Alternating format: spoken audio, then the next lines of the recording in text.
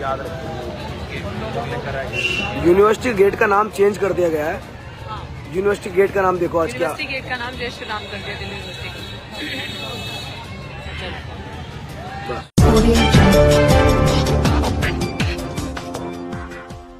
और ये भी वीडियो इसलिए पूरी जनता के लिए और एक एज ए प्रूफ इस तारीख को रिकॉर्ड कर रही हूँ। आज 22 तारीख है, 22 जनवरी है और ये मैं आपको दिखा रही हूँ कि हमारे लिए जो पीछे 144 का नोटिस लगाया है, मैं दिखाती हूँ जिस तरीके से इलीगल तरीके से हमारा प्रोटेस्ट डिटेन किया और 144 का नोटिस लगाया।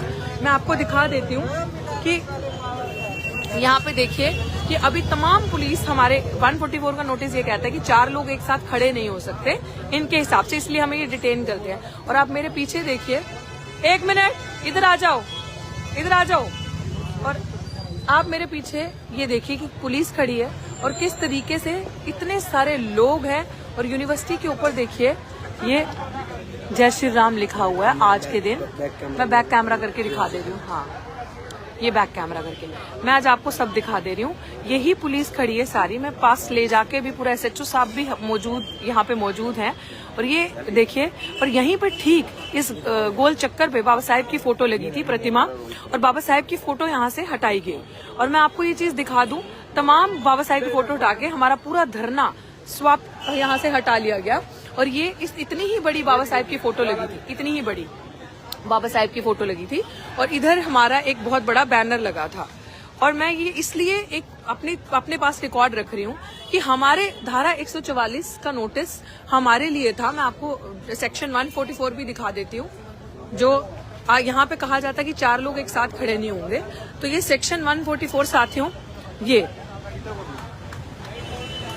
सेक्शन 144 धारा और CRPC ये लगी हुई है, ये यहाँ पे, और यहाँ पे ही ठीक उस तरफ भी सेक्शन 144 लगा हुआ था। और आप देख लीजिए SHO भी मौजूद है, सब मौजूद है। और आज यूनिवर्सिटी का हाल देख लीजिए, किसी बाकियों के लिए सेक्शन 144 नहीं है, हमारे लिए सेक्शन 144 है। देख लीजिए SHO साहब भी मौजूद हैं, ये SHO साहब खड़े हैं सामने। SHO साहब कैसे हो? SHO साहब, तो मैं ये इसलिए आप सबको बता रही हूँ कि हमें सबसे प्यार है, हमें किसी से नफरत नहीं। हमारा भारत का संविधान इस सारी चीजों की इजाजत देता है। और इस तरफ हमारा धरना लगा हुआ था और हमारे धरने को कैसे खंड खंड किया गया, हमारे धरने की छत वत सब तोड़ दी गई। और मैं इसलिए दिखाना चाहती हूँ कि SHO साहब की मौजूदगी में अब बताएं क्या सेक्शन 144 नहीं है? वहीं नोटिस लगा और वहीं पे ये सब लोग आज इकट्ठे हैं। और ये देखिए ग्रुप और ये हमारे SHO साहब खड़े हैं,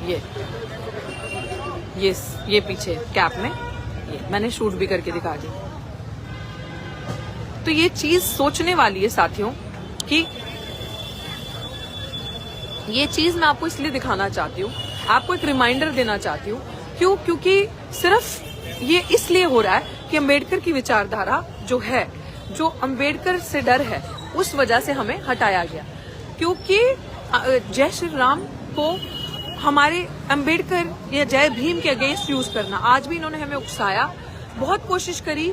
हम जब जय भीम, हम 148 दिन से यहाँ धरना कर रहे हैं, 148th डे है आज हमारा, और 148 डे से अनडिफीटेड हम लोग यहाँ पे दिन रात धरना करते हैं। और आपने देखा होगा कि इन्होंने किस तरीके से चालाकी से हमें यहाँ उठाया और तमाम लोगों ने हमें उकसाने की कोशिश करी। जब हम जय भीम कह रहे थे, उन्होंने जय श्री राम कहा।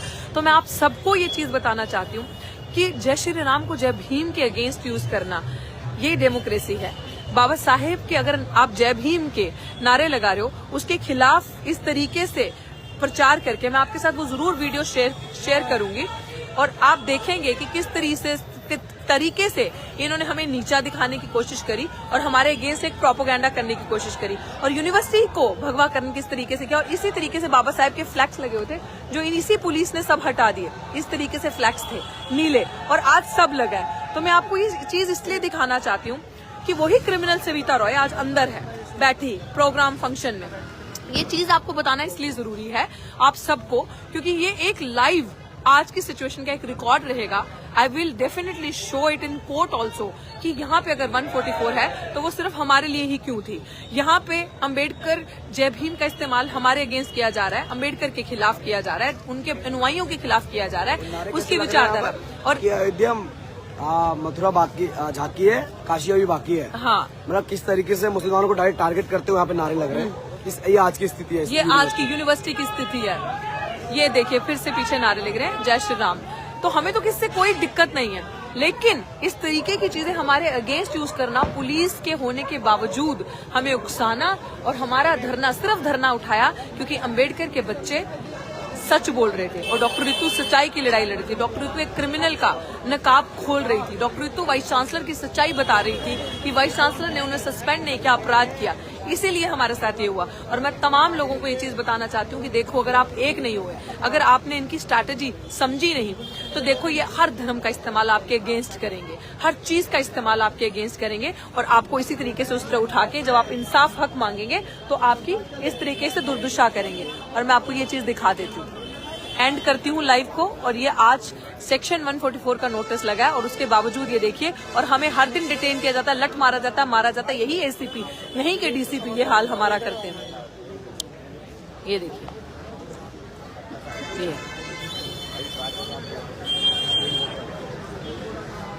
ये एसएचओ साहब खड़े हैं यहाँ, ये एसएचओ साहब खड़े हैं। हाँ, सुप्रीम कोर्ट का गिरवा हुआ और जो वो है ना चुनावी हो गया, हो गया, छोड़ो रुको। ठीक है, कुछ दिखाना है और बस एक राउंड मार के इतने मुकदमे करते हैं, याद रखिए। यूनिवर्सिटी गेट का नाम चेंज कर दिया गया है। यूनिवर्सिटी गेट का नाम देखो आज क्या। यूनिवर्सिटी गेट का नाम जय श्री राम कर दिया दिल्ली यूनिवर्सिटी। उनकी वजह से हमें जागरूकता मिली, उनकी वजह से हमने अपने हक अधिकार समझे। हम तो किसी से नफरत नहीं करते, हम किसी से चलते नहीं, हमें सबसे प्यार है। क्योंकि अगर आप इस भारत के नागरिक हो तो हमारी औकात नहीं है साथियों इससे बाहर जाने की, इससे बाहर जाने की। हम किसी को उकसाते नहीं, हम किसी को उकसाएंगे भी नहीं, क्योंकि हम प्यार बांटते, भाईचारा बांटते, एकता की बात करते हैं, सोशल जस्टिस की बात करते हैं, समानता की बात करते हैं। क्या ये बात गुनाह है? क्या ये बगावत है?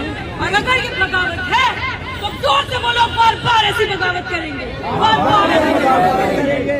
क्योंकि अपने हक की बात करना गुनाह नहीं है, मजलूम के लिए लड़ना गुनाह नहीं है, अधिकारों के लिए, शिक्षा के लिए, अपने रिप्रेजेंटेशन के लिए जो अपॉर्चुनिटी आपको मिली है उसके लिए लड़ना, बात करना गुनाह नहीं है। अगर आप चुप रहोगे और तमाशा देखोगे कि मजलूम आपके सामने पिट रहे हैं, उनका दिन दिहाड़े हक खोया जा रहा है, उनके साथ मारपीट हो रही है, तो ये सबसे बड़ा गुनाह। अगर आप दर्शक बन के ये सारी चीजें देखोगे तो जिस इंसान ने भारत के संविधान को पढ़ा, बाबा साहब भीमराव अम्बेडकर को पढ़ा, ये चीजें समझी है, वो भाईचारा, बंधुता, समानता को समझे। और इसी के साथ मैं कहती हूँ कि मेरे बहुत सारे सीनियर बुजुर्ग साथी भी आए हैं। इस यूनिवर्सिटी के अंदर हम पे लाठी चार्ज हुआ 4 दिन पहले, लेकिन हमने लाठी खाई। इस यूनिवर्सिटी के अंदर यही एसएचओ साहब हमें हमारे नीले झंडे हटा दिए। हमें तो नहीं नफरत, हम तो नहीं कहेंगे क्यों लगाए, क्योंकि भारत का संविधान उन्हें भी इजाजत देता है, हमें भी देता है। लेकिन हमारे साथ दोहरा व्यवहार क्यों? हमारे साथ ये प्रताड़ना क्यों? हमारे ऐसा शोषण क्यों? हमारे बाबा साहब की प्रतिमा हटाई, क्या उसका जवाब किसी के पास है? नहीं। हम अपने हक की लड़ाई लड़ेंगे। यहाँ सड़क अगर नहीं कहीं पे भी मिलेगा तो जनता की अदालत फैसला करेगी। इसीलिए तो लोकतंत्र में अगर सबसे ताकतवर कोई है तो वो लोगों का राज, सड़कें। और आज आपको कहीं न्याय नहीं मिल सकता, आज आपको सड़क से न्याय मिलेगा। और सबसे ऊंची और सबसे ताकतवर आवाज होती है जनता की आवाज। Because in democracy, the kingmaker is always powerful than the king. राजा से ज्यादा ताकतवर राजा को बनाने वाली प्रजा है डेमोक्रेसी में। तो ये सबक आपको हमेशा याद रखना है। शायद ये सबक आपको कहीं पढ़ाया नहीं जाएगा। सो ये सबक आपको यूनिवर्सिटी ऑन स्ट्रीट, हमारी यूनिवर्सिटी में पढ़ाया जाएगा। इस यूनिवर्सिटी में तो मेरा एक महिला होने के नाते बताना आपको क्यों जरूरी है। साथियों, मैं एक महिला ही नहीं केवल, मेरी जो डोमिनेंट आइडेंटिटी है वो मुझसे अलग नहीं हो सकती, क्योंकि मैं एक साइकोलॉजी की स्टूडेंट रही, साइकोलॉजी में PhD करी इसी दिल्ली विश्वविद्यालय से 4 कदम अंदर से। इसी दिल्ली विश्वविद्यालय में साइकोलॉजी पढ़ाई, आइडेंटिटी पे चैप्टर्स पढ़े। आप एक महिला हैं, क्या आप अपनी आइडेंटिटी भूल सकती हैं? कहीं ना कहीं वो आपके अंदर, आपके व्यवहार में रिफ्लेक्ट करेगा। तो मैं एक महिला तो हूँ, लेकिन उसके ऊपर मैं एक दलित महिला हूँ। मैं एक ऐसे समाज से आती हूँ जिसका सदियों से शोषण होता है, जिनको सदियों से सताया गया, जिनके सदियों से हक छीने गए। तो क्या मैं अपनी पीड़ा की बात नहीं करूँ? मेरी पीड़ा की बात, मेरे हाथ पे कट लगा है तो मैं दर्द बताऊंगी, या मेरे हाथ का कट दर्द ये बताएगा? नहीं, मेरा दर्द तो नहीं सुनाऊंगी ना। तो मुझे मेरा संविधान इजाजत देता है ये बात बताने की। इसीलिए मेरा दर्द ये था कि हमने 148 दिन से शांतिपूर्ण तरीके से इस विश्वविद्यालय से सिर्फ इंसाफ मांगा, न्याय मांगा कि अगर किसी अपराधी ने क्राइम किया है और आप संविधान को मानते हैं तो वाइस चांसलर साहब उस अपराधी को सस्पेंड कीजिए और जेल की सलाखों के पीछे कीजिए। लेकिन उन्होंने बात नहीं मानी। 148 दिन तक आपकी ये बहन या आपकी ये बेटी दलित समाज की वे रहती रही, सहती रही।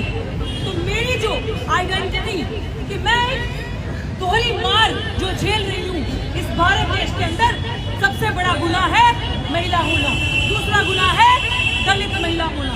ये तो दोहरी मार मुझ पे पड़ रही है, लेकिन सिर्फ एक चीज जो मेरे अंदर है वो है शिक्षा, जिससे डॉक्टर भीमराव अम्बेडकर ने क्या कहा, शिक्षा वो शेरनी का दूध है जो पिएगा। और डॉक्टर नीतू सिंह क्यों दहाड़ती है? क्योंकि एक मिसाल कायम करनी है। शिक्षा वो नहीं है जो खाली किताबों के अंदर चंद लाइनें कहती है। शिक्षा वो है असली किसी मजलूम का दर्द समझना, और चुनौती से जो गुनाह जुल्म कर रहा है उसकी आंखों में आंखें डाल के अपना हक मांगना और उस गुनाहगार को उसकी असली सजा का एहसास दिलाना। मेरी नजर में शिक्षा ये, मेरी नजर में शिक्षा वो नहीं है कि तुम गलत को कहो, गलत को कह रहे हो सही और मैं कहूँ yes boss, yes boss, yes boss. नहीं, मैं उस चीज को नकारूंगी, मैं उस चीज को नकारने की हिम्मत रखूंगी और मैं अपने स्टूडेंट को आउट ऑफ द बॉक्स सोचना सिखाऊंगी, हमेशा सिखाऊंगी। मैं शिक्षक हूँ, मेरे पास ये स्वतंत्र अधिकार है कि अपने बच्चों को राइट आइडियोलॉजी के बारे में बताना, अपने स्टूडेंट्स को सही विचारधारा के साथ जोड़ना, क्योंकि हमेशा असली धर्म वो है जो जोड़ने की बात करता है, तोड़ने की बात नहीं करता। This is my prerogative to tell you.